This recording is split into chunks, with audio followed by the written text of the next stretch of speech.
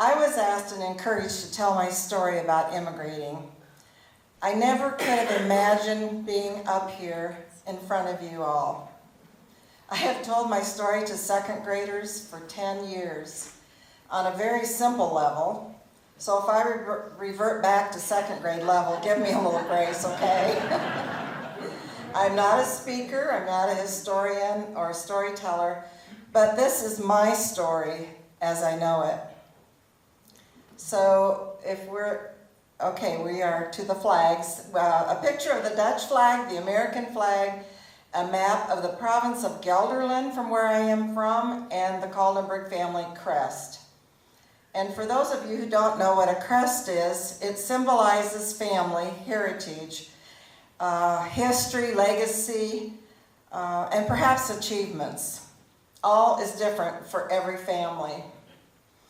I was born in the Netherlands, in Herwijnen, in the province of Gelderland on July 20, 1946.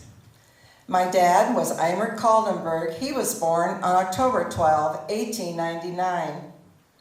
He married Gijsbertje van Eck, and she died in 1941 after 14 years of marriage, and they had no children. Her picture hung on the wall in our living room until Dad passed in 1969. This was not really that uncommon back then. My dad served in the Dutch Army. During World War II, 1939 to 1946, he became a part of the underground and he hid Jews. He was the only one in Herwijnen who had a radio so he could get information on what was happening and forward it to the contacts. He had to keep it hidden as it was illegal to have a radio. At that time, my dad was a widower, and that allowed him to move about more freely. He had a huge garden and fed a lot of people, including family. So some of the families were so big they didn't have enough food for their children, so they even came to live with my dad. His former sister-in-law, Annie, came to help him. She was Gijsbertje's sister, and her husband, Piet, was a steward on the boat, the Veendam, and was gone for long periods of time. This was the same ship that we would later sail on to America. Some of the Jews that Dad hid were J. Meyer and his wife. He was a chemist assistant. Also his mother-in-law, who was a widow, and her sister, Stientje den Hartog. She was a nurse in a Jewish hospital in Amsterdam, and things had gotten very dangerous. So Annie took it upon herself to go to get her. Stientje wrapped her yellow star in a paper, attached a rock to it, and threw it in the canal. And if you're not familiar, that is the Star of David that all the Jews had to wear. The next day, the two women arrived safely in Herwijnen on their bikes to the Kaldenberg house.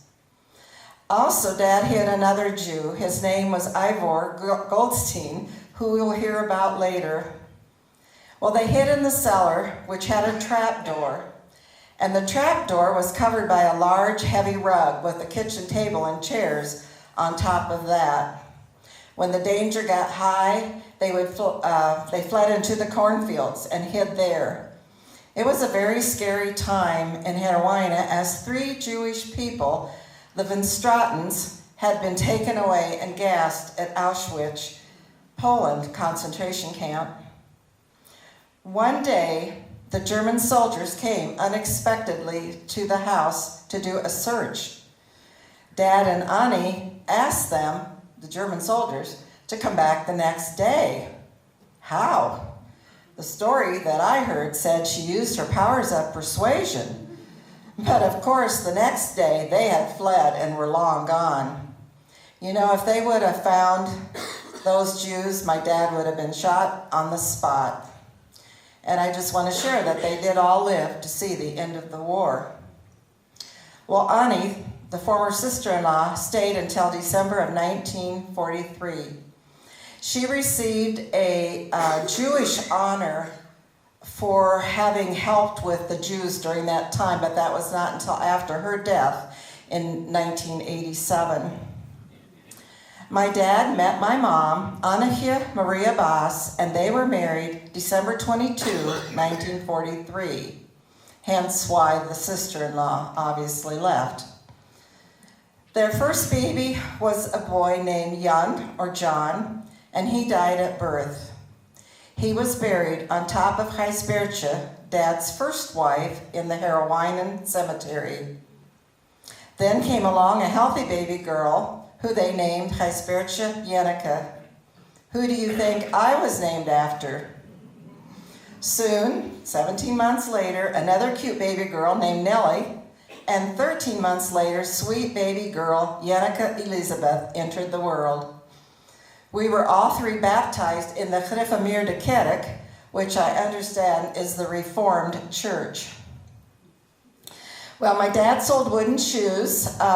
This is what he did for work. Kerosene oil to cook with and to heat homes. He cut the grass with a scythe on the dikes and did other odd jobs, including going door to door with a bakery wagon. Now I'm showing a couple of pictures of my younger years. The one where Mom is holding me, I'm wearing my actual wooden shoes, which are on display on the table. I was around, I think, 2 years old there. And the other picture is Dad and I. We're all dressed up and we're going to Queen's Day, which, of course, is King's Day now.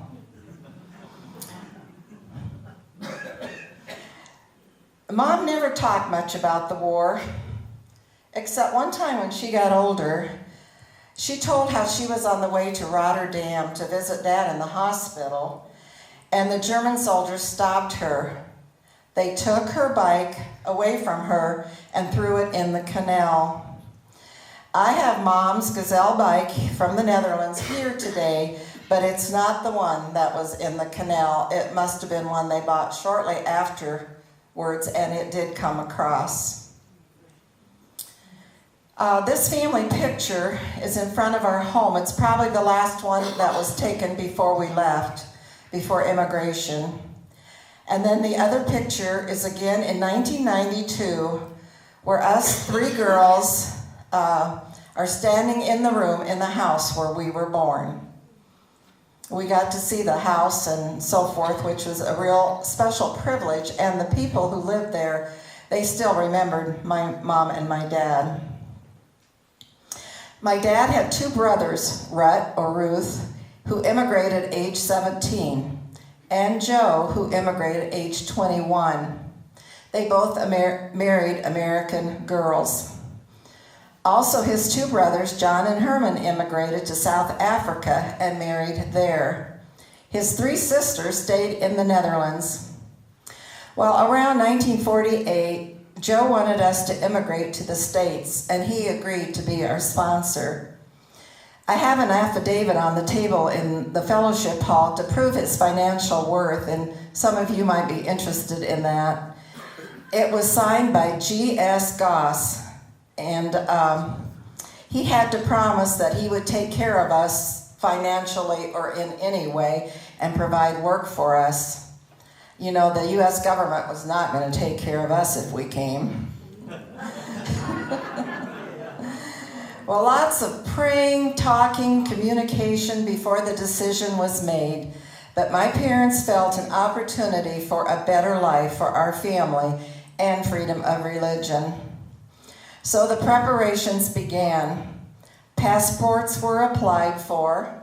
A special basket was ordered for baby Jenny, and a large wooden crate was built for our possessions. How do you decide what to take that will fit in this box? Well, I have a few things on display in the fellowship hall, like the family Bibles, the family Dutch flag, a mantel clock, Dad's smoke set, my old doll, and a plate handed down in the Kaldenberg family for generations, and one of Mom's special pieces. Also, I have a photograph book of my younger years that you are free to look at. My dad sent so many pictures to his family in the Netherlands, and when they passed away in later years, We got those pictures back, and they were all written on the back. He always had a story on the back of this picture. So when we got him back, I translated what he had wrote. So in the book, it actually has an English translation of what he wrote. Well, the day finally came to leave our home. Many family and friends came to the Rotterdam seaport to see us off. Oh, the hugs, the kisses, the tears that flowed as we boarded the Veendam and said goodbye. My parents thought they would never see their family again. And I never did know my grandparents. Through the tears they waved until they couldn't see each other any longer as we sailed away.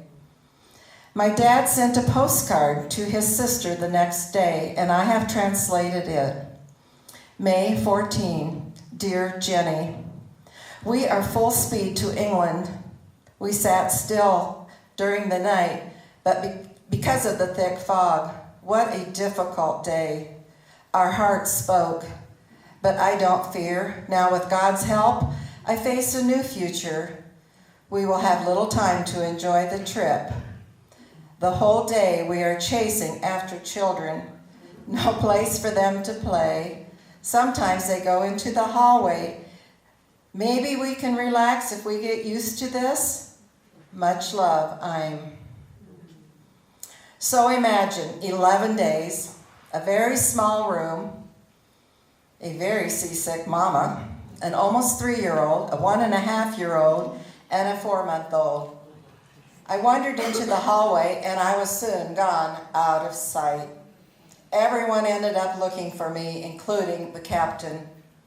He found me on the top deck. I'm not sure if Dad was happy I didn't fall into the ocean or upset because I snuck away. Okay, I don't remember this, but I've heard it so many times, I feel like I do. But it is a true story. We arrived in Hoboken, New Jersey harbor 11 days later. Ellis Island was closed at this time and used for a detention center, and it closed permanently in 1954. But we wanted to honor our parents as immigrants, so us girls have had our family name put on the wall at Ellis Island, number 525. Then we boarded a train that took us to Perry, Iowa. Uncle Joe picked us up and off to the farm in Galesburg, Iowa. But the farm was not for us. The brothers, though, were united. So if there should be a picture of the 3 brothers up there. My parents took a job in Pella, Iowa, taking care of Mr. and Mrs. John Voss. Our first home was the house that sat on the Pella Christian High School property and was later moved. My adorable youngest sister was born here to complete our family. She was named Ruth Ann after Dad's brother, Rhett, who died suddenly and unexpectedly after we immigrated here. Then the wooden crate arrived. It was 5 months later. In October, it was like Christmas. Well, Dad rode everywhere on his bike. The English bike that was pictured in front of the crate was the bike that he bought after he came here. He even he biked into town to get groceries or whatever needed to be done. But Dad learned to drive a car, a 1939 Plymouth in Lover's Lane, which is just across the street from where we lived, or across the road. Mr. Kaldenberg from White Way Auto brought each of us girls a new doll. We had a big house and a big yard, so life was good. And also during this time, my mom's sister, Cora, and Bill Skolton, with their 3 children, came to Pella, Iowa from the Netherlands. It was really great to have cousins around. My last memory of living there was of Mrs. Voss, who we were taking care of, and she had dementia. She unlocked her screen on her upstairs bedroom window and she fell to her death. I remember the big black hearse from Van Dyke Funeral Home picking her up. I started kindergarten at Pella Christian Grade School, which then was at the corner of West 2nd and Union Street. Dad dropped me off and left, and I cried, and I cried. I didn't understand anyone, and they did not understand me. We spoke Dutch at home, of course. I wanted to go home. But I must have paved the way for my siblings because they have no memories of feeling that way. Well, communication, language is the key, right, Nellie? Mr. Vanderweel, the principal, took Nellie home with a note. Mom sent her back to school. Another note came home with Nellie until someone explained to Mom what it said. She had the mumps. Mom never did learn the English language, but Dad did. The Dutch way of life and customs were different. I didn't like how Mom dressed us. She knitted a lot of our clothes. Picky knitted t-shirt-like things to wear under our clothes. Ugh, really? But it kept us warm. And we had to wear ugly pants under our dresses when it was cold. But when we got older, we stopped at Tone Vermeer's Phillips 66 and took them off in the bathroom. Eventually, we got to pick out our own clothes. At Voss's store, like a dress for $2.98 or maybe $3.98, or at the secondhand store. With Mom's approval, I should say. By then, we had moved to 1121 Marion Street. We lived in town in a well-established neighborhood, but we had an outhouse. How embarrassing. We didn't have an inside toilet. But in that time, Dad had become employed by Bill DeYoung, by DeYoung Greenhouses, and Bill DeYoung made it possible for us to put a toilet inside the house in a very small closet. And he later also advocated for our family to have city gas for heat. Mom was a homemaker and later cleaned many Pella homes. People have asked what our meals were like. Well, they were not like tulip time meals.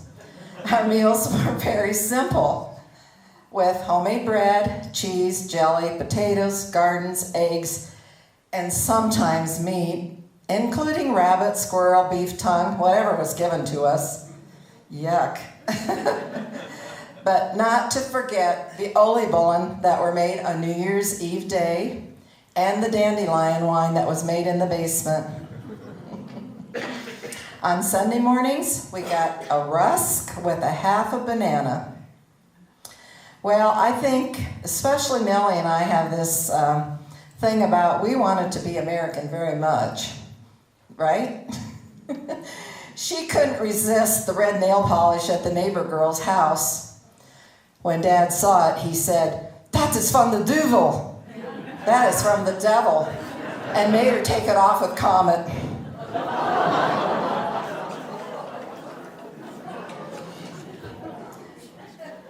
Another important part of our first years here in the States were the other families that immigrated to the Pella area in the late 40s and early 50s. We would get together for picnics and gatherings and potlucks. We would go to the many different lakes and to the state capitol. The Dutch loved to have fun. They would even do their own talent shows, huh, Tina? And do dramas. At that time, we were like family.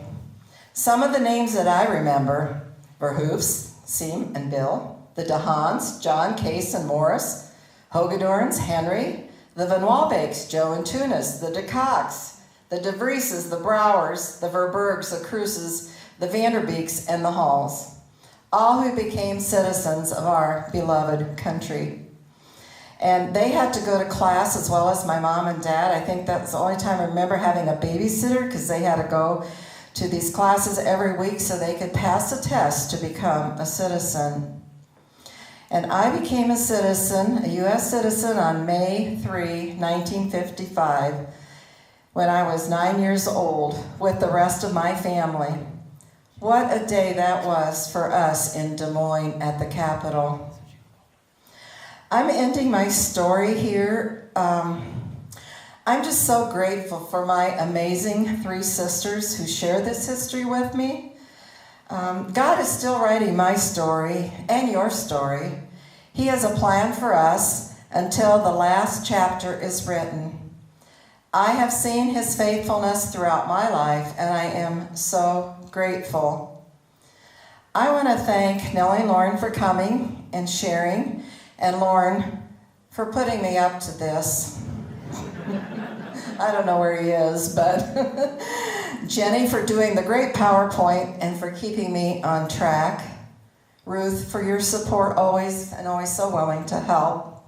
And Brian for being willing to make a video, and I guess Caleb stepped in also, which I didn't know. So at this time, I would like to introduce my sister from the other Dutch town, Orange City, Iowa, who will just share a little bit about Ivor Goldstein, because I do think that fits in with the story about how God just works everything together, and it's just amazing.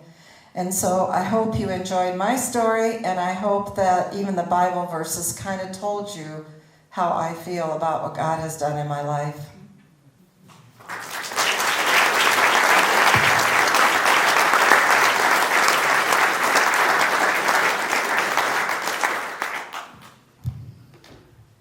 Well, I have just a little short humanist history and human interest story. But there is a history book written about our town, Hedewinen, and that's where we learn a lot about how my dad was involved in the underground. And so that kind of leads into my story, a story of how God works through his people. It was in the 1940s, when our dad was involved in the Dutch underground. For him, it began with a 16-year-old Jewish neighbor boy by the name of Ivor Goldstein. He was hidden in the cellar in our parents' home. The kitchen rug and table and chairs covered the cellar entry on the floor. So you can imagine how dark and how damp that place was where these Jewish people were hidden. The days were difficult. Regular food was scarce. But my dad shared what they had. So when a care package came from his brother, Jan Kaldenberg, in South Africa, that would be my uncle, my dad shared the foods and the commodities with this Jewish boy who was hidden in the underground cellar. And it included peppermints from South Africa. Fast forward to the late 50s and early 60s, this Jewish boy, now a medical doctor from Hong Kong, went to South Africa for a medical conference. He was looking through the phone book, like some of us used to do when we'd go to the city and look for family names. He came across the name of Kaldenberg. He thought maybe he had found Imert, who had hidden him. Instead, he came across Jan Kaldenberg's name. He made arrangements to meet that family, and my cousin Jenica was 14 at this time, and she's the one who relates this story to us. And in 2005, we met her in Holland at a reunion. Dr. Goldstein remembered the peppermints from South Africa shared by our dad. My dad would put a string around the peppermint and drop it down to him in the cellar. The following day, he returned to the Kaldenberg family and brought a thank you or a remembrance wall hanging. We call it the Jewish shepherd. Jenica brought this to the States when we had a reunion in 2010, and that Jewish shepherd now hangs in our home in Orange City. And so it just tells us how God works. with and through his people. Thank you.